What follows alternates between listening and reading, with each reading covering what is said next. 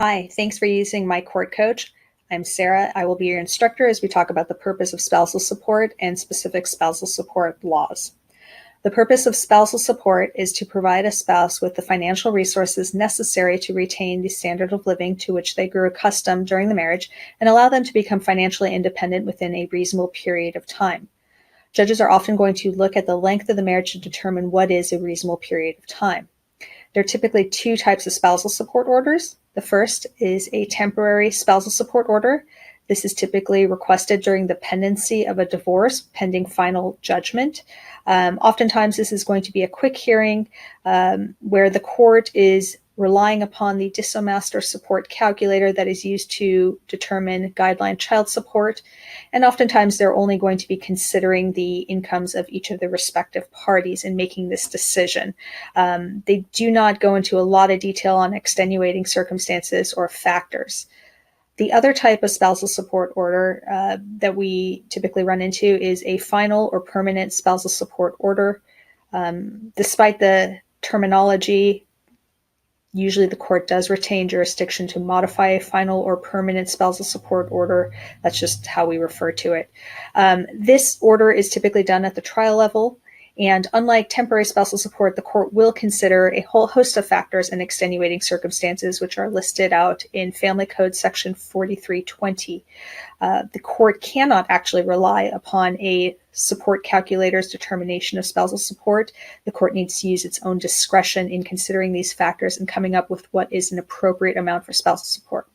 These factors include age of parties, health of parties, the length of the marriage, time devoted to domestic duties, the ability of each party to earn, each party's work experience and training, whether one spouse helped in the attainment of the other spouse's job, training, or education. For instance, a good example of this is if one party put the other party through medical school, allowing that party to become a doctor, then the court will consider that in coming up with a final or permanent spousal support order.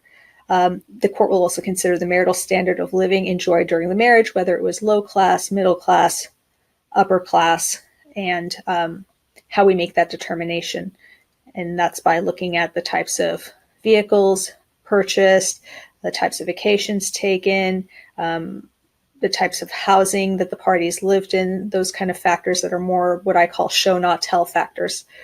Assets and debts of the parties, criminal convictions for domestic violence. If a party has been convicted of domestic violence, that's often going to serve as a barrier for collecting spousal support as a result of this marriage. The tax consequences to each party, as well as any other factors which are just and equitable, and that's sort of a catch-all. If there's anything that you believe is significant to the determination of spousal support, but it's not a factor listed in 4320, you still have the ability to share that information with the court. How long does a court typically order a party to pay spousal support for? As I previously stated, we have to look at the length of the marriage. Typically, a short-term marriage is a marriage of 10 years or less, and in those marriages, the court will typically order spousal support equal to a period of half the duration of the marriage. A long-term marriage is a marriage that's 10 years or longer. This is not a black and white rule, but typically in a long-term marriage, the court is not going to set a termination date.